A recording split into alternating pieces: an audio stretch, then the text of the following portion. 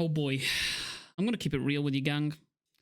I'm emotional about this chapter. Sometimes you gotta close the door to open a window.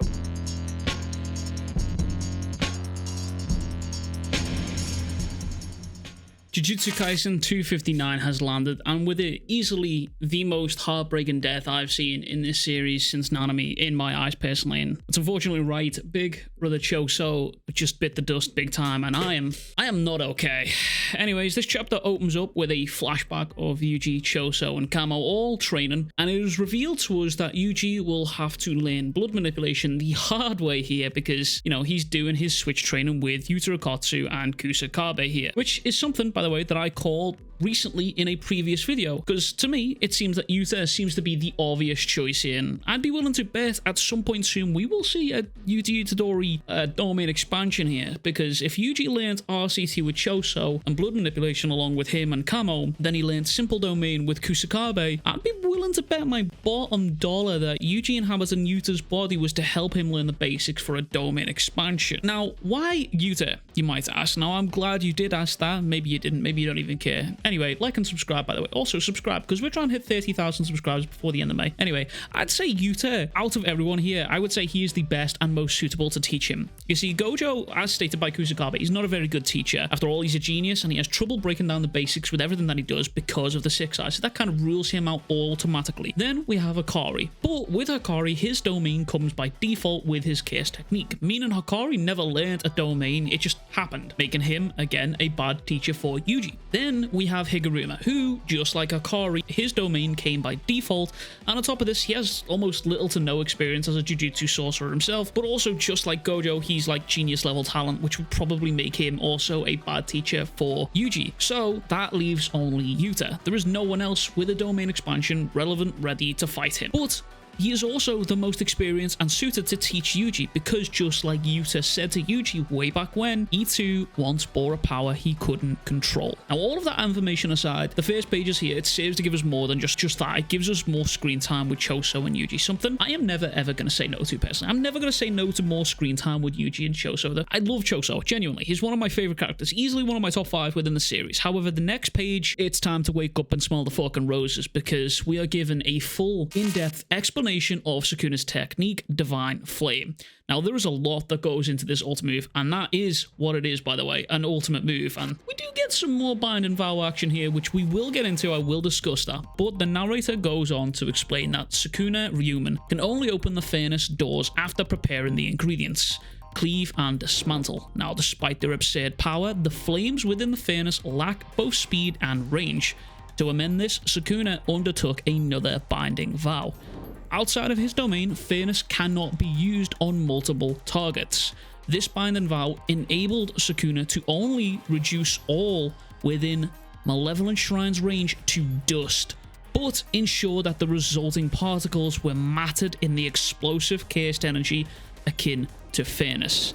Now, on top of this, Sukuna definitely altered the functionality of the domain to one that only allowed entry to living beings, maintaining the shrine's output while sealing it airtight. Now, again, the uses of binding vows here with Sukuna are mounting up, and the more he uses them, the more I'm concerned that Gege is either going to write himself into a corner or he's doing it on purpose and they end up backfiring on Sukuna, because I am sure Gege is aware that binding vows here, they can't just keep being thrown about, especially when we are yet to see them broken, and we've seen people talking about breaking binding vows now a couple of times throughout the series. But if I had to theorize, I would say that Sukuna himself, in his arrogance to be above Yuji and not let Yuji surpass him, will end up thinking himself above all of that and end up breaking one. Maybe on purpose, maybe accidentally, thinking he can do it. But if you are frustrated with the binding vows being thrown about, I fully get it. I do understand it. But again, you're probably tired of me saying bear patience. But I do think Sukuna might be the first one to have all these binding vows backfire on him here. Anyways, the next panel goes to show us Urumi, Hakari, and Yuji,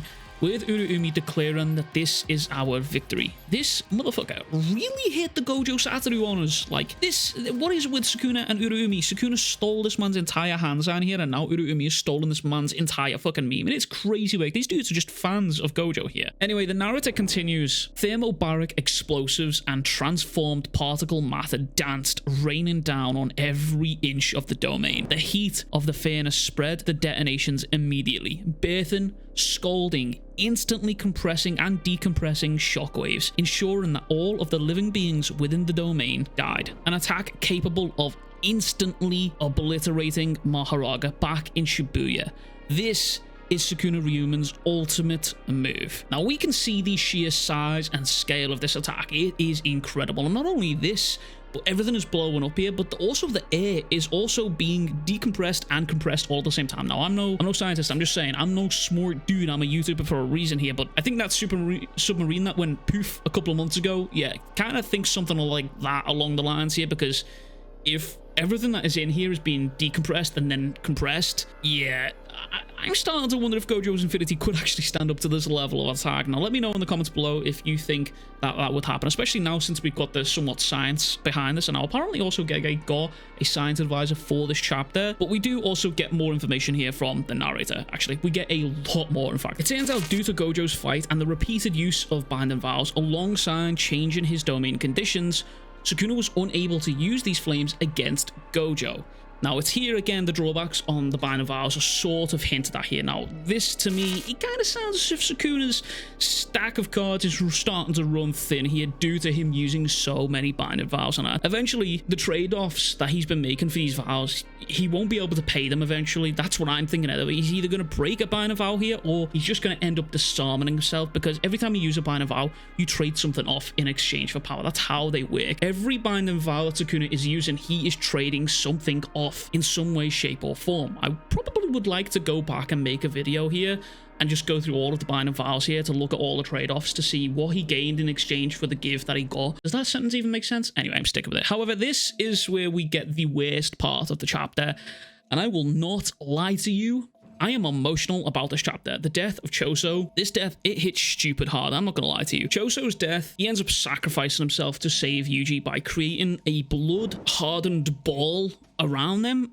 by using his own body. And it kind of reminds me of Groot from Guardians of the Galaxy here. And we're given this little moment between Choso and Yuji where Choso, he apologizes to Yuji for leaving him on his own again, to which Yuji replies, "That's what you're worried about. You were there for me when I needed someone the most, and that is more than enough." And all of this is happening within some sort of soul world. It's the same world where Choso first imagined him and all his brothers sitting around the table, like eating food and drinking. And I can't help but just be sad by this, genuinely. Like, I knew something bad was going to happen because it's fucking Jujutsu Kaisen, but I just didn't expect it to hit this hard. Like, Gojo's death didn't even hit me this hard because I kind of expected that, but I didn't expect Choso's death to be this emotional, genuinely. Even down to Yuji finally calling Choso Big Brother as the dome collapsed. Like, that shit truly fucking hurt. He finally called him Big Brother as he's fucking dying. But at least we can take solace in the fact that Yuji here, he got to say goodbye to Choso at the very least. But you know what you can say goodbye to? A bad night's sleep. Yes, that is right. This video is sponsored by Manta Sleep. Manta Sleep is a sleeping mask company that offers you the chance to sleep like a literal fucking baby. They offer a range of masks from their classic to their pro, which is what I use personally, and I swear by them. For those of you who need a bit of white noise to sleep here, they've even got you covered. They've got sound masks to help you sleep. I legitimately swear by this product, and you can even ask Mrs. Weeb, who will tell you that I snore like a bear with this thing on. I sleep like an absolute baby. So with that being said, make sure to use code Weeb for 10% off your order, and once again, shout out to Manta Sleep for sponsoring today's video. However, this chapter is far from done, as Yuji's resolve starts to falter in the wasteland that was Shinjuku here. Sukuna approaches Yuji, and at that very moment, none other than big bad Aoi Todo walks back into Yuji's life. I'm going to be honest with you guys. I'm going to be 100% real with you. I am, at this moment in time, I am extremely conflicted about Todo's return. Now, whilst I am very happy about him returning, I am extremely nervous about it being right after Choso's death. I will say that this chapter, to me personally, felt rushed. The emotional impact that Choso had on myself, and I imagine that this is how all the Gojo fans felt when Gojo died. I personally would have liked to have had more time with Sukuna and Yuji and have maybe some dialogue between those two before Todo joined in. So maybe maybe just having Todo appear in chapter 260 rather than having him pop in at the center of 259, or even having him appear at the end of 259 after a bit of dialogue between Yuji. I mean, that's just me personally, but I mean, let me know what you guys thought of his reveal. Did you fuck with it? Let me know in the comments down below. But again, we are still not done. There's still a lot of this chapter, and it turns out Todo has been back on the scene now for a hot minute, but he's apparently been kept secret from Yuji, and Todo's purpose was to get any and all sorcerers outside of the domain here. However, we are not sure if that could happen or not just yet, especially with Sukuna's domain apparently being airtight. Even Todo himself, when these plans are being formed, mentions how he's not sure if it will save lives, but it is worth trying. But right here is the two biggest pieces of information that I found that jumped out to me. And that is number one, Todo has spent some time fine-tuning his chaos technique alongside Yuta, which is interesting in and of itself. This means that Todo will have undoubtedly have gotten stronger also alongside Yuji, which I'm very excited to see. And number two, the fact that this conversation is happening with Todo telling Mei that Yuji mustn't learn anything of this plan in case he subconsciously leaks it to Sukuna. And the words Renaissance are used here, and they're highlighted in big bold letters. Now, I'm more than likely acting like a fucking crazy person here. I'm out of my mind. But there are specific words being Renaissance here, being highlighted alongside the fact that Todo is mentioning plans that can't be told to Yuji is interesting to me. I'm just saying. There is only one more player left to arrive on this battlefield that we haven't seen in a little hot minute. Anyways, we move into the final fucking pages here, and we see the classic Yuji Todo boogie woogie ass whooping combo getting ready to lay the fucking beat down on Sukuna, with Todo telling Yuji and everyone else that they are probably okay, and Yuji choosing to pick himself up the floor and believe this and move forward. And as it stands right now, after Sukuna using his domain expansion, Sukuna has entered a state which is painstakingly difficult to use his chaos technique. Now, I have to say, Todo's face here is different. It's a different vibe. This man is locked the fuck in. Yuji too. And it does feel like we are entering the final end game for this fight, but I don't for one second believe that the war is over. I think the battle might be coming to an end, but definitely not the war. However, we are not on a break next week. We are absolutely back with more JJK goodness and pain and suffering. So yeah, anyway, that is everything from me. If you haven't already, make sure to like and subscribe. Again, we're trying to hit 30k before May ends. Also, check out this video here for 6 recommendations for JJK fans. And as always, make sure to go drink some water. Go tell someone you fucking love them. And as always, I will catch you guys all in the next one. Much fucking love. Big fucking kisses. Peace.